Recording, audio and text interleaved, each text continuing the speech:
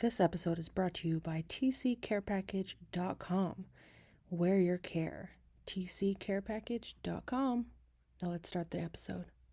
I actually want to thank you publicly. I don't know if we've ever really talked about this, but if it wasn't for you, I'd say over 5 years ago, calling me to be your transaction coordinator, I don't think I would be sitting in this position right now.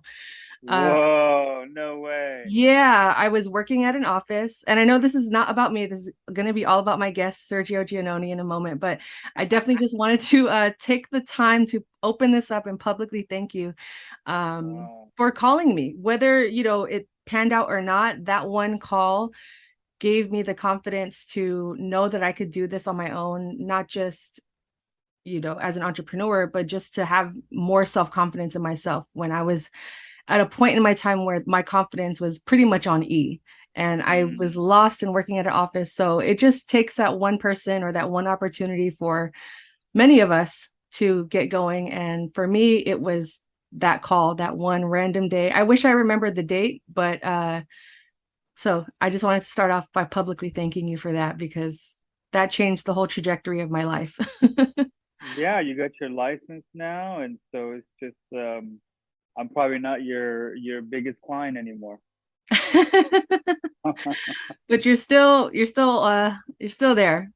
I So I still got think the play. I still got the player price. he So does. The only one, and we won't say that online. we don't say that online. But I'm very grateful for that. So I just wanted to open up with that and just publicly thank you. It made a huge difference in terms of my Wow. career and even today starting this podcast. So it was important for me to have you as the first realtor on here to discuss your journey and real estate and business and everything else you have going on to this day. Transaction Care, the podcast. Welcome home to the number one real estate show on the market. I am your host and resident care coordinator, Lillian Hernandez, but you can call me Lilly. My goal with each episode of Transaction Care is to demystify the business of real estate from my point of view and interviews from other voices within the real estate industry around the world. I'm giving you the keys. There are no gatekeepers here. Without further ado, let's jump into it. I'm going to introduce my guest. He's from Oakland, California, Bay Area resident as well. And so since 2002, you've been involved in several aspects of real estate from property management, mortgage finance, real estate sales, tenants, short sales, interior design, marketing, just to name a few. All of his information will be in the description below. And in 2013, you were accepted into the Top Agent Network, which is a Mm. prestigious online network of brokers and agents whose membership is reserved only for the top 10% of realtors in the region. So I'm not just talking to any old realtor. He's a big I deal. know. Oh, I know. Big deal. He's a Big big deal. deal out here. And you're an investor. So we'll get into all Mm-hmm. of that in this conversation. So if you Mm-hmm. haven't already figured out who I'm talking to, everyone welcome Sergio Giannoni, realtor, investor, amazing person, friend. Thank you Wow. so much for joining me today. I appreciate having you here as a guest. Let's get started. Let's do it. I'm stoked. All right. So before we get started, you could follow Sergio on Instagram at the Realtorist, and There you all, go. all of that information will be in the description below.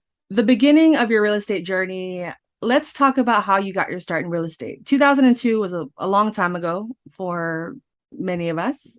I was Okay. we're pretty close in age, so I remember what I was doing around that time. Was real estate like a childhood dream of yours, or was it just a career path that aligned at the right time? And if you don't mind just breaking down that journey and what just attracted you to real estate in general. It was more so my parents' dream. My parents aren't in real estate, but they owned real estate. And so in 2002, they had encouraged me to go buy a house out in the city of Merced in the middle of nowhere. And I thought they were joking, but they weren't. And actually, they got me start. They helped that because they said they would help with the down payment to purchase this house out in Merced. and I didn't know what I was doing. I was pretty much just thrown in the fire on renting property and doing my own rental, and that's how it started. I pretty much just I still have that house. It's a rental, and so my parents forced me to do it. I went through a lot of failures my first 3 years just getting that house because I didn't know I didn't know what to do, how to fix the house, how to rent it out, how to market it, how to paint. So it was kind of pretty much throw you in the fire and you sink or swim. And luckily, I swam out of it. But I learned a lot. I learned a lot. And I spent a lot of money too. Oh, I can imagine because at that point you're what, like kind of fresh out of high school, new to college, right? Yeah, I think I'm like 21, 22, and just I mean, yeah, like right, like people were partying and going out. They're not out Yeah. in the middle of nowhere trying to buy a house and trying to fix it. Yeah, I was definitely on the party side of things. Looking back, I'm like, yeah, I kind of wish I spent more of my money on investing. But speaking of that, those early days, so looking back at that point in your time in your life, when did you catch your stride with real estate? Like, did you think, okay, this is going to be my career now? I should get licensed? Or at what point did you just feel more comfortable with, even though you're still figuring it out as you're going, but Right, at right, what point did you feel like, all right, it's time to elevate, it's time to expand or grow or venture into right. this for real? Well, the first 2 or 3 years, I mean, it was very demoralizing because all the tenants that I had rented that house out to uh, didn't pay or stopped paying. So I Oh had to go no. through evictions, right? And I just was thinking like, okay, well, can I do this? Should I Right. just get out? Should I not? And that was pretty much the only real estate that I was doing besides, just taking care of the properties that my parents had. But this one was my own, so it was different. And then I would say my fourth tenant in 3 years in this house, finally I was able to secure them, get them to start paying their rent, and Nice. it became like a seamless transition finally. And so then I started thinking, oh, okay, well, I mean, I'm getting the hang of this. Where could I go and learn more about this real estate process? Because there's a lot to it, right? There's investing, there's Yeah. lending, there's sales, and then I started I got into the finance world of real estate, working for a mortgage broker. Back then, you didn't need a license. I didn't have my license to practice real estate, but you didn't need a license to do loans. You need a license for sales, but you didn't need a license to do loans. Now you do. Right. And so that's when I started. I started doing loans for about a year and a half, 2 years. I would say probably in '05, and then the uh, lending was cool. It's not You're more in an office. You're not face to face. You're not actually looking at houses, Right. and that's what I wanted to do more so. But I still wanted to learn about the lending side just to get a grasp on how it works. And so I did the lending side. I thought it was a bit boring, and so I started taking my real estate classes and took my exam in '07, and that's when I passed and got my realtor's license. Amazing. Amazing. Did you have a mentor back then at any point or Ooh, ooh, ooh, ooh. I had a mentor in life, which really helped me get out from where I was before, right? just kind of with all the wrong people. But I never really had a mentor in real estate getting into it. I did not. That's a good question. And then when I think about it, I met a lot of people through the lending side, through the property management side, but never somebody that kind of took me under their wing to just show me the ropes. I had to pretty much learn it myself. Right, right. I'm kind of going off script right now, but would you say for someone starting in real estate, I know for me working in an office was beneficial and learning the ropes, but would you say starting in lending or mortgage is more beneficial than working within, say, a residential, real estate office per se? Because lending is a big part of this whole process. It's all about the money. And you started in lending and mortgage, well, after you bought your first home, but do you think that really set the tone for what was to come next? Had you not known that information? Totally. Actually, that's a great insight. I would say because okay, so the lending part is very important, right? Because if you don't understand the numbers and what people can and can't afford, and if you don't know how to calculate a mortgage, principal interest, without looking lost, you're not going to be able to confidently speak about real estate as much as the person who has actually gone through the process of lending. Not only that, it's not just about principal and interest payments and calculating that, but Right. it's also looking at like different investments, right? Let's say you have a client that wants to buy a duplex or a fourplex, right? So now you're doing math on the rate of return, right? The cap rate, the GRM, and so the more that you're exposed to this lending financial side, the better, right? Because Right. you're gonna approach it. You're gonna meet some heavy clients that are gonna say, hey, how can I do this? What should I expect to pay? Not only that, you want to be able to bring a building to your one of these commercial buildings to your client and say, hey, you could afford this. It's only X amount per month and the rents are X amount. Here you go, right? You only have to put down 10, 20%, 30%, and we're in the positive cash flow. So definitely, like if you're able to pull that off and do a lending side, sometimes it's comical because I run into agents who say they hate math. I'm like, well, I mean, come on.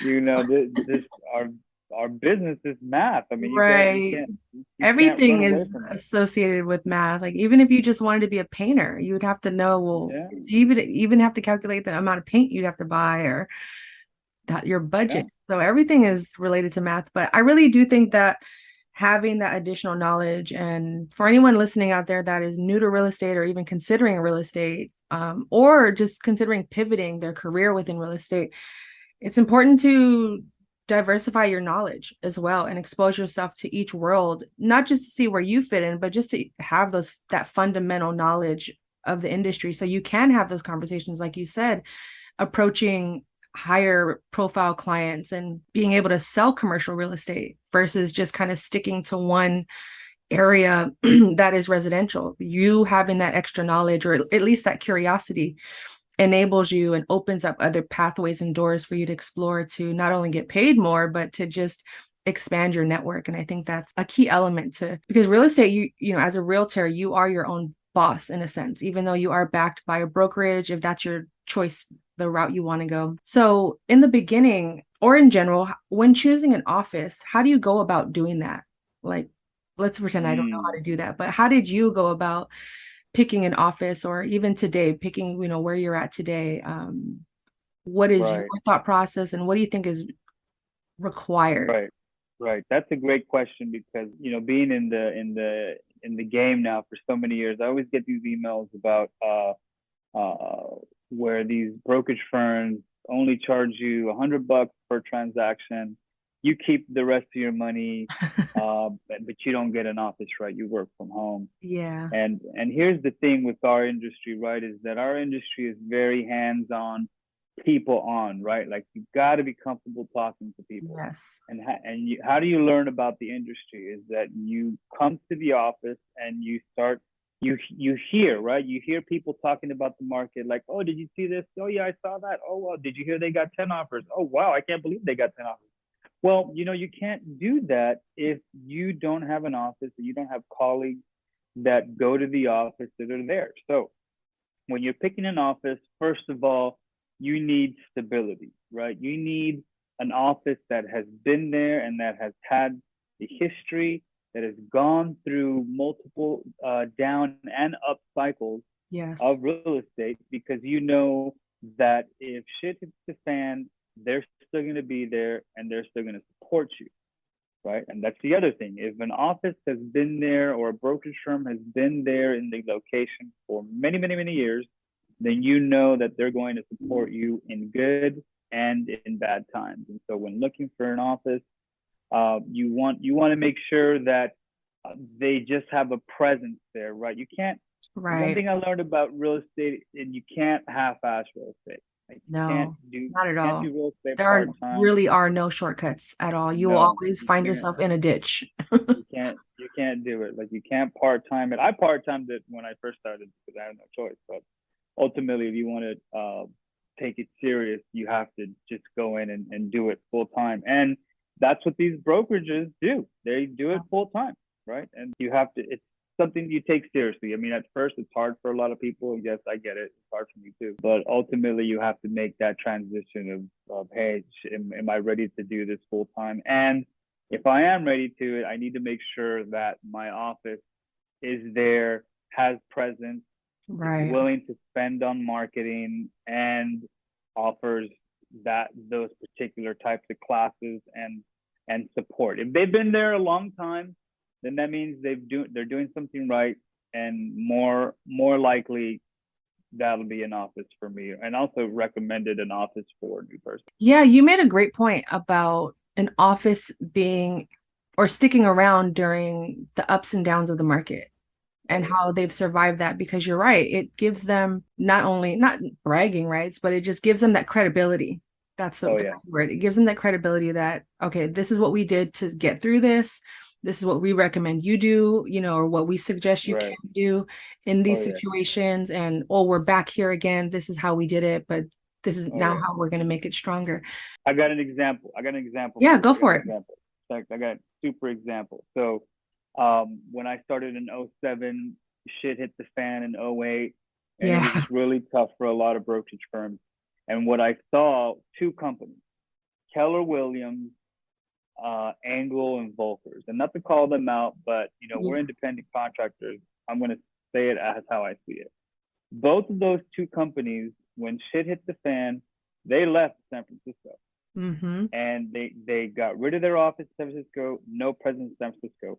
And it sucks because as an agent, right? Like, well, what do you mean you're closing the office? Where am I going to go? Right. Right. And so now you're an agent left on the street at the worst time possible, looking for another firm, looking for another office, and it's just really stressful. And now, granted, those two companies are pretty big, but during that time, when the market was good, they probably only had one, maybe two offices, each of those in the city.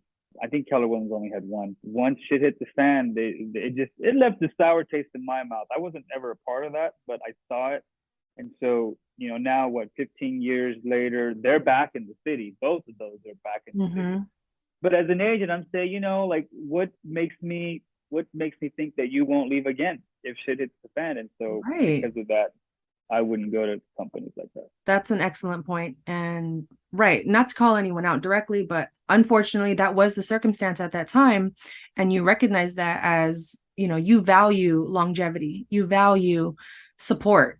And the first sign of like, peace out, I'm not going to trust you anymore on a personal level, on a business level, on a friendship level. Like, when things go hard, you definitely want to have people that are going to go to battle with you, to go to war with you, and like get through the mud with you. And fortunately, at that point in time, you had that. And so, for anyone out there, keep those things in mind when searching for an office, and do your research, do your due diligence, and ask questions. Don't be afraid to be in an interview and say, hey, when stuff hits the fan, are you going to be there for me? So do you remember your first deal as an agent, as a realtor? Oh yeah, for sure. We'll move on from like the first couple years of your career, but I'm just curious because you've had quite the journey. We would be here for 8 hours or more if we covered all 20 plus years of your career. But yeah, let's talk about your first deal, if you don't mind. Oh my goodness. So like that it wasn't you. It wasn't your deal. Like you represent someone else. Right. You're on that main stage platform. Right. So as I said, I started in 07 and shit hit the fan in 08. And so you again thrown in the fire again because nobody was buying. You couldn't get a loan, all cash deals. and Short just sales, REOs, you're off the chain. oh yeah, I mean nobody has confidence, right? Like if there's no confidence in the market, why is anybody going to buy? Right. Um, but one thing I learned is that, which helped me out today, and one of the a top agent told me this when I was working at Prudential. I don't remember who told me, dude, but basically said in every market, whether it's a down or an up market, there's always a buyer and a seller. And I took that to heart, and I just started seeing like, oh shit, like people are actually buying in this down economy when it's like it's shit. Nobody has confidence in anything, and people were just buying. And I was like, wow, I got to meet somebody who's buying. And in retrospect, the people who bought then got sweet deals. But my first deal, it took me about, I think, 7 months to get my first deal. Like I was so broke. I remember my first deal was an REO, real estate owned by bank, in the city of Hayward. And this was the time when there was no open houses for REOs. You had to go there and hope that the Yeah. key was in the lockbox. I remember those days. Yeah. There was so many REOs and all these keys just got lost. And so this was the case where there was no key in the lockbox. And I was like, shit, like my client came all the way out here. By the way, I met this client through Craigslist. Crazy. Oh, wow. I put an Do ad out people on still use Craigslist. Craigslist? You know what? They still do. Wow. They still do. I still get calls on it. I put an ad out, just said, hey, I mean, just guerrilla marketing. Absolutely. Put an ad on Craigslist and just say, hey, REOs, short sales, hit me up, right? Like I'll show them to you. This Asian lady, Julia Thant, first client, ended up buying 4 houses. Wow. First one was in Hayward. It was like 187K, I think, or 190K. Hayward, a house. No keys in the lockbox, but I wanted to impress Julia because, you know, I mean, I was hungry. I needed a deal. I wanted a deal. I broke into the house. I think we're past the statute of limitations. Went into, I mean, we won't say the address. went through the back of the house, picked the lock, kind of just a hammer and a screwdriver, and got her in. And it was crazy. I was like, fuck, what the hell did I just do? But I mean, okay, so to protect myself, it was the REO. The agent didn't care about the listing. Right. I wasn't going to get in. Nobody was going to get in there. So we got in. Different time in real estate. There was no Instagram. There was no social media, barely. No, you know, and everything was still done by hand, written paper. No, it was it was the Stone Age. It was exactly. I mean, me breaking into a house, nobody would have put me on social media for that. So we got in, she liked it, wrote the all cash offer, and got it accepted. And that was actually my first, not only my first client, but my first investor client.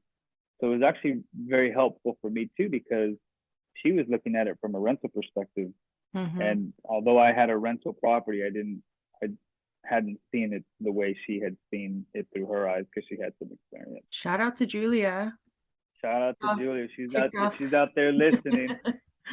Look what you started. Look what you started. And that's, you know, going back to what I said in the beginning, it just takes that one person. And sometimes, you know, desperate measures call for desperate times call for desperate measures. And thankfully it all worked out in your favor. And that's a good segue, because I do want to talk about your journey with investing. As you mentioned, you started at a very young age, but I imagine from 21 to now, that's 2 decades worth of experience. And one, how did you get into it?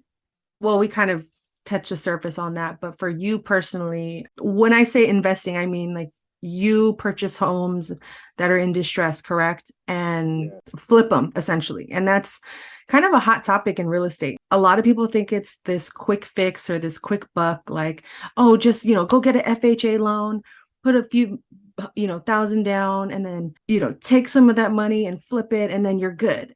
But as someone that works in real estate, I haven't flipped a home or anything like that, but I do know it's never that easy. So let's Mm.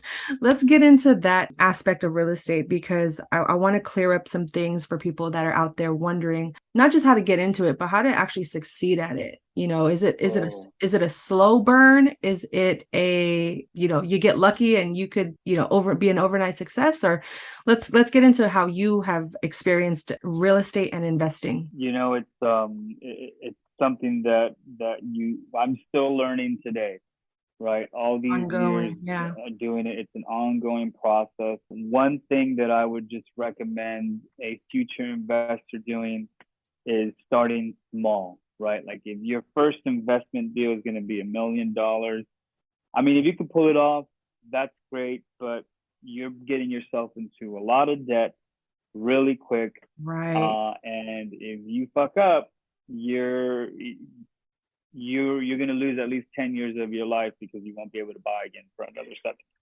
Oof. So my recommendation would be to buy something small. I think when I bought that house in the Central Valley, I mean, it was small debt, right? It was low debt. I could manage it. When I Mhm. had vacancies, it's manageable debt that you could pull off, right? If you have $1 million Right. loan, you have a what, a $5,000-6,000 payment, uh, even though you have no money coming in. Right. So I would recommend. Not including repairs or maintenance Right, not including repairs, not including any kind of legal if they fees, skip and out on so rent or keep that anything on like that. rent. Yeah. I would say the first thing is start off small, but also you got to start, right? Like a lot Yeah. of these future investors, they're trying to look for the right deal, the best deal. Well, how do you know what is the best deal if you've never even been through it? If you Mm, don't have any good any point. experience, are you going to rely on somebody to say that, oh, it's the best deal? Well, who are they, right? And so you got to get started, right? Like you got to just dive in and get started, because you're going to learn so much about investing and dealing with investors, dealing with tenants, dealing with banks, lenders, contractors, right? The biggest headache, dealing with Mm, contractors yeah. the very first 2 or 3 years, and you're gonna fail. You're gonna fail. You're gonna fall on your ass. You're gonna be actually you're gonna be at home at dinner time thinking where you went wrong, but you gotta pick yourself up. Okay, what did I learn from it? How did this contractor take me to school and charge me double than what it cost? Okay, I learned, and then you keep on moving on, right? You learn, pick yourself back up. But that's the thing, right? It's a process, and Yes. you can't go through this process unless you start. And if people just kind of wait, like, okay, I'm gonna do it this year, I'm gonna do it next year, I'm gonna do it this year. Well, okay, fine, but you just lost what, 2 3 years where you could have just bought something, buy something small, anything. Don't Right. buy a mobile home. That's not a good Oh, investment. pro Um, tip. don't buy a mobile. But you buy a little house like somewhere out in Central Valley that's it's very affordable out there, and you just start doing it, right? You start doing it, you start learning. Mm, Tenants are all alike. Tenants are all alike, and then you get that experience. And then once you get it flowing, you get a tenant there. It's like, okay, wow, okay, I got the hang of this. Looks like it's working. I can manage the repairs. I got a little bit of savings now just in mhm. case the repairs come up. Then you can start tackling different other kind of investments, right? Like get another property or go for a duplex, right? And Right. so it's just you got to start somewhere, and you have to start now, right? It's always, don't think of it as like, oh wow, like nobody's buying, it's not a good, not again a good time to buy right now. Like, Right. no, actually, some of the wealthiest folks I know bought in markets like we have now, Hmm. right? So that's my recommendation, is that you got to get started. I mean, there's not a class or a book out there that will teach you everything about what will go wrong. You have to go through this process yourself. You got to fail. You will fail. Will film. Everybody Right. fails, and you got to learn from it, and you got to pick yourself back up and do it right. And if you do it right, I mean, you'll learn quick, and you'll continue to do it. I agree 100%. And that's with any, choice you make in life and business and in your career. It's like there really isn't ever a good time. And if you are ready, then that's the right time, in my opinion. When you are Right. financially ready, mentally ready, spiritually aligned, all whatever it takes for you to feel confident. And it doesn't even have to be 100% confidence. It's just like you have that Right. 1% of Right. like, I could do this. Let me just Right. go for it. I will say something too, like what I've been seeing lately, and just kind of it just because I saw this back in 07, 08, right, where a lot of these guys were over leveraging themselves, right? Like, okay, you buy one house, and in 6 months you buy another one, and in 6 months you pull money out of your current house, and then you buy another one. Right. But what I saw was that when the bank failed, they started calling back some of these loans that they Oh, gave out, meaning like, hey, like here's clause 156A B. We're gonna call the loan out, right? And so you got to pay the money that I gave you to buy that other house. You got to pay me back. And so if you're an investor in the down economy and you're now over leveraged in debt, where are you going to get this money from? You can't, especially if nobody's going to give you a loan. And so a lot of these guys ended up losing a lot of these houses because they couldn't pay off they couldn't pay off the loan, and or the economy sucked, but they were so over leveraged that they're one roof repair away from losing everything. And so that's another thing too, is that I started seeing that again the last 3 years. It's called the BRRR technique. People call it Burr. yeah, the Um, Burr movement. That's the pretty Burr movement, trendy right now. and Very that's trendy. just it's trendy and it works when you have appreciation. But Yes. when you don't have appreciation, like right now, where it just stops, Hmm. you can get into a lot of trouble because you are over leveraged to the max, and like just like I said, you are one roof repair Oof. away from losing a lot because all these BRR guys, if one person doesn't pay your tenant, if it doesn't pay your rent, one tenant doesn't pay your rent, and then the other house that you have under BRR, the roof collapses, and you got to replace the roof right away because that tenant's paying. I mean, it's dangerous. Like I see a lot of people on TikTok and on Instagram doing that technique, and I mean, granted it may work for some, but I just can't see it. It's hard. I mean, you go to sleep every night over leverage, right? What if there's an earthquake If you can and sleep. if you can't sleep? I mean, you're over leveraged and you're banking on equity to get you out of this situation, and that's one thing you Mhm. can't bank on. You cannot bank on equity because equity, as quick as it rises, it will tank even faster. Yeah. Take a pause for to process all of that. Oh And yeah, it's no, real. just like And it's honest. And I uh, think that's why I want to have these conversations is because there's a lot of misinformation. There's a lot of gatekeeping as well online and on social media.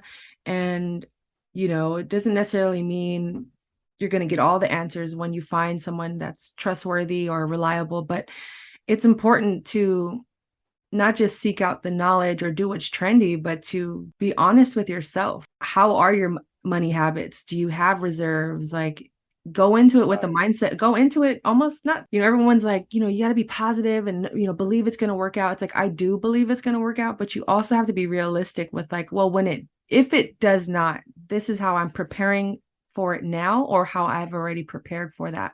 Yeah, I know Oh, California and the Bay Area is kind of an exception to that rule because the market, at least in the major cities, there aren't a lot of people really investing per se here in the Bay Area unless they're doing it long term. What you're saying, I definitely can see it applying to someone doing it, trying to get in, and make a quick buck on the short term and investing out of state. You do that as well, right? oh yeah, oh yeah. Actually, that was so seeing a lot of folks lose a lot. It kind of made me more risk averse, right? In terms of Hmm. just, hey, um, I'm not ready to get into a lot of debt yet. Don't Yeah. get me wrong. Like now, uh, I could get into more debt. But however, I have investments that give cash flow now, right? Mhm. I'm not always in trouble in Yes. terms of making sure that this rent comes in. Like now I have rent coming in. If I need to replace a roof, that's fine. I got the money to replace it. All But right. also next month, I make it right back, right? Exactly. I started seeing, okay, well, buying high price property in California and buying multiple properties like this, where I'm pretty much just paying because there's a shortage of houses. Hmm. Why don't I go out somewhere where it's much cheaper? Rents are still somewhat, I mean, not super high, but they're lower. They're able to justify the investment, and let's see what else is out there. And I started to go on Zillow and just look at low price properties, different neighborhoods, and I started getting into I that. I love it. don't know if you want me to go into that. Yeah, just real quick, do you collaborate with people? Like, how did you build a network outside of the state? Like, was it a person that was like, "Hey, go call this person," or you just created a community on your own? I you visit it, right? When you go out there and you visit these different states, uh, you look at the ads, Craigslist ads, and here's the thing: I felt more comfortable with folks that spoke Spanish because I speak Spanish. Mm-hmm. And so when I went out to different states, I would kind of link up with some of these Spanish speaking contractors and just say, hey, like what's happening? Right. Where are some deals at? How do you do work? Let's connect because if I have a house out here, I may need you to do some work. Because no, it's hard because the person who is out in a different state will know you're a Cali person or whatnot. You got money, and Right. they're gonna charge you more money. I think that was a great point that you mentioned Right, about linking with contractors and um building your own community on your own. And right, like right, you said, right. it was important for You you to find Spanish speaking contractors as well, and just get right, the real deal, because you're right. People coming from California, we have this reputation of lots of money, right, wealthy, right, and that's a huge misconception, because that's only a small percentage of us right, have that right, lifestyle or that wealth. right, And right. so You go you ahead. you you gotta go out there, right? Like if you have to think of this, okay, if you're gonna be investing outside of the state, I always say, okay, pick a state where you see yourself going to a lot, right? Let's say you visit family in Arizona Hmm. and you're there several times of the year. Well, that's probably the best state to go to because you're just going to be out there. You got to visit your properties. You got to talk to these people. There's new websites now that I'm seeing pop up where the website company will buy it for you and they'll oversee it. Okay, fine, right? I do my own management. I own about 45 homes with a partner. I self manage it. Here's the thing: is that if you don't take care of your house, if you don't put eyes on your house, your biggest investment, you're gonna lose it, right? The tenants are Right. gonna treat it like shit. The managers don't care, right? Like they're making their 10%. Exactly. And so you got to visit your property. Like it's these some of these websites say, "Oh, hands off, don't even worry about it. We'll give you a return." No, No, you gotta go and see these properties just to make sure that it's still always. standing. Exactly. No, that's one recommendation. You gotta go. You gotta go see it. You have to be present, you You know, gotta be present. you have to be Right. present in all aspects. And, even going back to you working in lending in the beginning, Mm. obviously you're not a lender currently.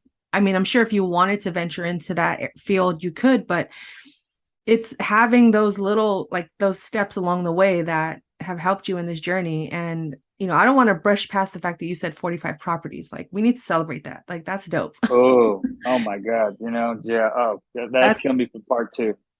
Oh, we'll definitely, yeah, there will definitely be multiple That'll parts. be And part two. Sergio will be back, you guys. And like I said, make sure you're following him on Instagram. He is very active there. And, if you want to Oh reach yeah. out to him, he's also on LinkedIn. So, but all that information will be in the description below. So, all right, investing, you've given so many important keys, and especially the one about coming from another state, Oh yeah. meeting with these contractors and getting charged double. Oh And yeah. that's a part of, the market research. And like you said, being in the trenches, meeting people, having these conversations, trying to seek the right answers. And, I was always told to not fall in love with the property before you have your money in order. Because people Mm. look on Zillow and, like you said, you started on Zillow, but that wasn't the end of the process. That was just the very beginning, Oh yeah. just to see, okay, well, I'm interested in this property, but now I have to go through all the next 100 steps to get to step one, like to Right. Right. the Right. Right. actual first step. And that's Right. just the reality of, Right. working in the business of real estate, whether you are, regardless of what side you are on. And Right. but yeah, thank you for sharing that, because I think a lot of people wanting to do the Burr movement, or just continuously buy and flip homes, is like, if you're over leveraging yourself, you're more likely to, I don't want to say fail, but because we need failure to learn, obviously, but Right. You don't want to be one Burr investment away from losing everything. precisely. Right. Yeah. And that's what could happen in an instance how we are right now, Mm-hmm. where now you don't have that appreciation that is what is the quintessential of birth, is Yeah. that you get that appreciation, you get in there, fix it. Now because of the economy, it's worth 100 grand more. Let me take it out. Let me get another one. You're not there right now. And so it's just you always just want to be mindful of not over leveraging yourself, even if you're a flipper. I mean, I know flippers right now that have inventory and they can't sell it, right? Mm-hmm. And I have flippers that are calling me and saying, hey, all I'm making is 30K on the deal. I'm happy with it. Do you got a client? I'm like, it's still too high, right? I mean, Right. so Right. you just You just you have to you just prepare yourself for all right, right, all right. things, and there's going to be some things you didn't anticipate, but you just have to Mhm. be able to show up. Are you licensed in other states as well, or it's strictly just transactional? Uh, no, I'm only licensed in California. Out of state, I hire a realtor. Got it. Got it. Got it. Was there ever a point in your career where you wanted to give up, other than maybe Yeah. every day, like every day at 12 p.m.? But was there like a Um, real solid moment that you can recall, if you don't mind sharing, where you thought, maybe this isn't for me, I'm gonna go do something completely different. I'm gonna become a professional golfer, or like. I mean, I'd say the first 3, 5 years was really tough. Mm, Real estate is always, they say that it's such a glamorous industry, and that you could make $1 million in your first year, or even 100 grand in your first year. The right. reality is that very, very little people do. Mm-hmm. Uh, it's a struggle. Your first 3 or 5 years, right? You're eating top ramen. You're not going out. You're not doing Right. anything. All your weekends. And so for those striving young agents, you got to be ready for that, right? You got to have savings. And so I was like that in my first 3 and 5 years. I didn't know if I had chosen the right industry. Um, but it's the folks that I was working around, they said, hey, this is longevity. It's all Yes. about longevity. Like just keep at it, right? Just keep doing it, keep coming to meetings, keep being involved, keep talking with your employees. Go out there and look at homes, even though you have no clients or nobody's going to buy it. That just look at it, be involved in it, and hopefully it works out for you. But no, that I was like that in my first 3 or 5 years because it's hard. You don't have the confidence to sell a house, Mm-hmm. and that comes out in your language, and so buyers and sellers don't have any confidence in you. Right. And so it's a learning process. And what I think I saw a fact of just 80% of the new agents quit in the first 3 years. And so it's a numbers game. That's real. That's real. Because you could close a couple good deals in a year, and that's, more power to you. But think about, you know, you get those two deals, you're not getting paid in between then. And Oh yeah, even right, after you get your check, you have to right. still consider it like for the future. Like, okay, how many months can I afford? How many months of bills can this pay? Can Exactly. do I have enough to add avocado to my ramen this month, or are we still going with the just the packet of Exactly. sauce? So there's a lot that goes into working in real estate, but let's kind of transition now into more like productivity and how you maintain your business in a sense, and then we'll wrap up this conversation. But thank you again for being a guest on here. I'm learning a lot. I've known you for almost 20 years now, and Oh yeah. and I'm still, this is a lot of new information for me and very insightful. So thank you so much. And Mm. um, but in terms of productivity, what's maybe a productivity hack for realtors, or a website, or a software, or a habit that has been beneficial in your career? um I would say in the last, let's go with the last 5 years, because in the last five Oh. years we've had, quote unquote, a regular market, and then Mm-hmm. in the last 3 years it's been Mm-hmm. new for all of us. For, Mm-hmm. it's been a Mm-hmm. very uncomfortable transition of Mm-hmm. sorts. So how have you, Yep. like, in terms of productivity and stabilizing and Well, one thing is, and this will happen going back to longevity. I'm on year 15. Actually, this year I'm celebrating my 15 years in the industry. Hooray. congratulations. Um, and so with longevity, now people know who I am, what I do. I have that track record. And so I would say a lot of my business is now referral based, right? Like where I just have random conversations with friends and hey, like let me introduce you to another friend and/or oh hey, I'm ready to buy my rental property. And so that happens a lot. And so another thing that I do too is I still stick to guerrilla marketing, right? What is guerrilla marketing? Yeah, if you don't mind just elaborating a little bit. I know what it is, but for the audience that may have never heard that term before, what Um, exactly is, and sending mailers out there, right? Sending Mhm. postcards out there, sending handwritten letters out there to certain people. Just it's crazy because everybody's trying to pay $4,000 to Zillow for Zillow leads, when in fact the getting something in the mail with your name on it, you capture somebody's interest for 3 seconds, and then either they toss you or they Yeah. keep you, and then they call you a year later, which is crazy because I send out mailers and people call me years later and like, wow, you still have that. But guerrilla marketing, right? You're still sending out these postcards, even though people think it's ancient. Craigslist, even, right? Like doing these Craigslist ads. You just never know. I mean, a lot of these are free, right? You're not paying Zillow $4,000.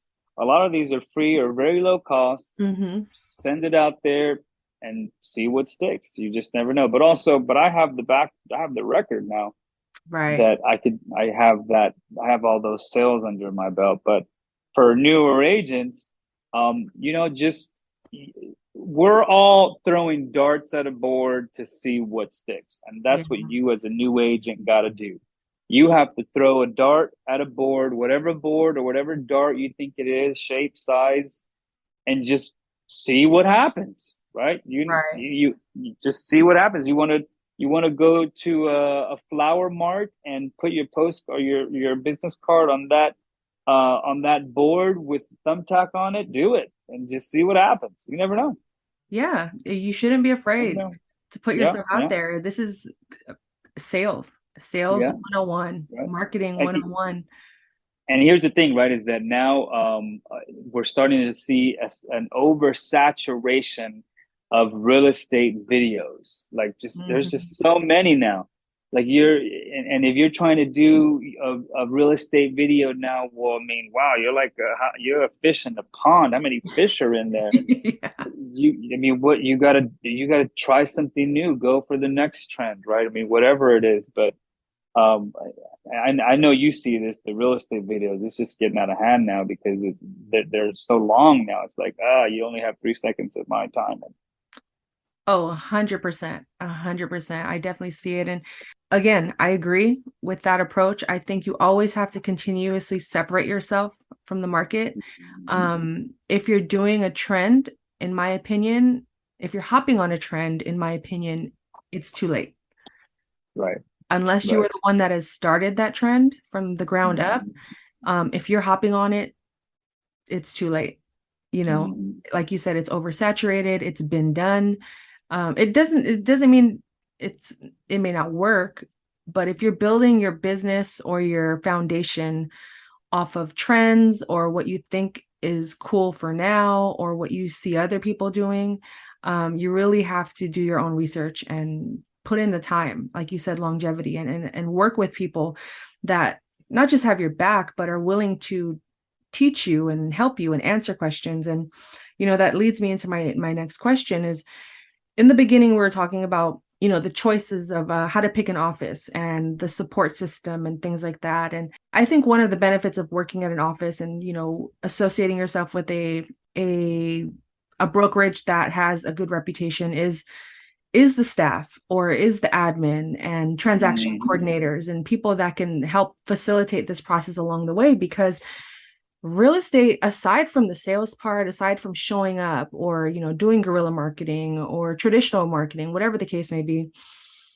there are a lot of steps, but most importantly, there's a lot of paperwork. A Oh, lot of paperwork. And oh, as someone myself, as a transaction coordinator that works behind the scenes and is not front facing with people every day, but I am facing hundreds and thousands. I'm currently working with Sergio on a transaction with like thousands of mm, HOA documents. oh, God. And what is a benefit to using a transaction coordinator or hiring an assistant? Let's Oh, let's start with let's go with my favorite, the TC department. But how has that well, been beneficial to your career? Because I can't imagine any top producer or even a brand new, rookie agent having to sift through all this paperwork alone I and mean, still be successful. You know what I mean? listen, listen. Yes, of course. I mean, listen, like, granted, I could probably do my own paperwork, Of but course. I would rather pay X to make sure that I have everything there, because you will, if you try and do it on your own, you will miss something. You will miss Mhm. something. And folks always say, "Wow, like, how come real estate always has so much paper? How come you don't move to a digital format or less documents?" Well, people will sue you. If you Yep. fuck up in California, you are dealing with millions of dollars in people's money, probably perhaps their most expensive investment ever. If you fuck up, you will get sued. And if your paperwork is not in order, you will lose. And when you lose a lot. Yes. So the benefits of having, it's interesting because this is how serious it is. I have to hire my transaction coordinator so that I make sure that all my paperwork is in order. By the way, you have to hire a licensed transaction coordinator to make sure that person is licensed, like Lilly. And so not only that, my office has their own legal transaction coordinator that overlooks Lily's work. Yes. A And compliance department. so, yes, the compliance department. So this just goes to show you how serious this paperwork is. Like, yes, you may have cheated your way through the real estate exam, and Yeah. you didn't read one chapter, and you got your exam. But Mm-hmm. hey, you better know what you're talking about when you're dealing with people's livelihoods or investments here, because if you fuck up, you will get sued.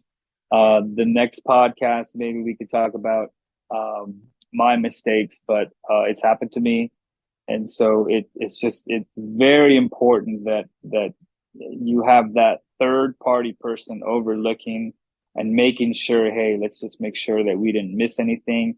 Not Right. only that, just keeps accurate records because Mm-hmm. I believe the statute of limitations in California is 2 years. I can't recall. 3 years. Um, 3 years. 3 years, 3 years, three Yeah, years. it Right. used to So be it used to be 5. They decreased it to 3, I think back in 2016, 17. I Don't think quote me, but so. it's basically currently it's 3 years. Yeah, so every Right. Right. file, even after it's Right. closed, it's Right. still liable for lawsuit or anything. It's still considered an Exactly. open transaction for 3 years. So you're still Right. on edge for 3 years. Oh yeah. Oh yeah. No, exactly. And I can remember me, Lily. I would email you. So I've done this several times where I email you and I say, "Hey, Lils, remember this file X B?" And you're like, "Oh yeah, that was a while ago." And what I say, pull out the file. Pull it out. Yep. Pull Yep. out the file. Give me what we Give have me, because yep. there might be some trouble brewing. Exactly. And the trouble may not necessarily come from, something the realtor did or the TC or um it could be the smallest things that happened after close of escrow, but you need Right. that paper trail. And that goes down to not just the papers that come across your desk, like a transfer disclosure statement or a contract, but it's what happens within the emails too. Right. Because Exactly. the email correspondence, the text messages, all of that gets put into what we call correspondence, and that goes into the file. So there's a Right. log of everything. And, if you said, Right. yes, I will pay for the home warranty for 1 year, and then your client comes back and says, hey, I have an issue on day 366. Right. You're like, here's the text thread or the email thread, here's proof, Right. no, you can't sue me because I didn't agree Oh to, yeah. Oh no. and mhm, And if you get sued, the attorneys will ask for the emails. they will ask for the emails. I don't want to answer the question for you, but that is a part of that is a very important part of having a good TC, a licensed TC. And to add to Right. Sergio's point about being licensed, I also have insurance. I have Ah. errors and omissions insurance as well that I pay a good amount of money for annually. It's also a tax write-off. I'm not an accountant, but for those Right. intimidated by paying a lot of money to protect yourself, just know it's worth it. And All right. realtors have their, or they should have their own insurance as well in the event, God forbid anything were to happen on the legal side, but you have to be covered to protect yourself, your clients, and most importantly, your own livelihood. Right. So, yeah, so thank you for pointing that out. It's important. I think we all work together as a team, and that's the mindset you want to have when, you as a TC either picks the realtor you want to work with, and being on the same page and being in alignment and being responsible. Not even the responsibility doesn't stop at close of escrow. It's a Right. Nope. continuous effort, and management of Exactly. paperwork, and it's all learning. And Right. Well, and luckily, the all the cases or files where I we may have gotten in trouble were always complete because Lily, I thank you for that. Our files were always complete, and it wasn't our negligence; it was somebody else's. exactly. And that's, I'm glad you brought up the point that even the brokerage you are currently with has a compliance department. A lot of other brokerages I've worked with don't. They They don't. they rely on the TC to, or if someone uses a personal assistant or the realtor does it themselves, they're relying on them to have a complete file. But I feel like my best transactions are when I'm able to work with another uh company with a compliance department. So yeah, thank you for sharing that. I'm gonna wrap it up. I just realized the time. I love when the conversations flow, but we will definitely have Oh, we need a part part two, two, three, part four. three, four. You are definitely gonna see Sergio on here a Oh lot. yeah. I had fun with this conversation. So to wrap up this conversation, I do have two more questions, and Mm. then we'll tell people how to get in contact with you and all that good stuff. So I like asking my guests, what is one goal you don't mind sharing publicly today with our audience that you want to achieve in 2023? Ah, okay. In 2023, I would like to be, and I know this probably goes against everything I just said on this thread, but less reliable on real estate sales income. Um, Meaning, real estate sales is just very hard. I'm now to the point where I have a lot of rental income coming in. And so I don't have to be out there pushing a lot, right? I let these rentals work for me, and that's what you want to achieve. Yeah, I love it. And that's the evolution of this Right, path. If you choose to go down this path, what right, if you start out as a realtor and an investor, whatever it is, you have to have long-term plans. And right, it takes those short-term steps in order to achieve that. So thank you for sharing right. that. And then finally, you've already given so many keys, but I do have a final segment called The Keys, where basically I want my guests to share. It could be a quote, a song lyric, a book, or just any piece of advice for those out there wanting to start a career in real estate. What keys can you give them to just get going with as much confidence as possible? A new agent, one piece of advice that I would give is you got to work every day. Mm, You got to go in there, yeah. work every day, um, do open houses. Just you got to just talk. I mean, even if the deal is 100K, and it pays you shit, it still gives you experience Yes. on the contract, and that's what you need right now. So no days off, right? And just do whatever work that somebody wants you to do. Kick your pride away. You got to learn, and this is the way to learn. This is the way I learned it. That's my advice. That was perfect. That was a perfect way to end this amazing conversation. Like I said, Sergio will be back. So stay tuned. And if you have any questions you want me to ask him in future episodes, feel free to email them to me. But until then, how can people get a hold of you on social media, uh online? yes. Go ahead and share that with Everything my audience. everything is on IG right now at the Real Tourist. You can see it. Lilly will have the information there at the Realtors. I have a LinkedIn, but I'm not really that active. All the activity right now is on the Realtorist.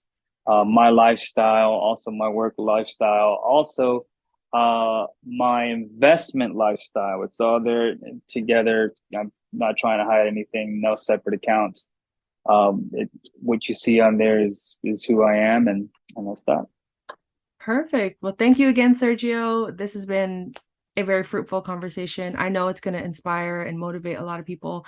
And you just gave us all the keys we needed, and I appreciate it. So until the next episode, everyone, that was a wrap with Sergio Giannoni. Definitely check him out on social media. And until then, your time is worth it.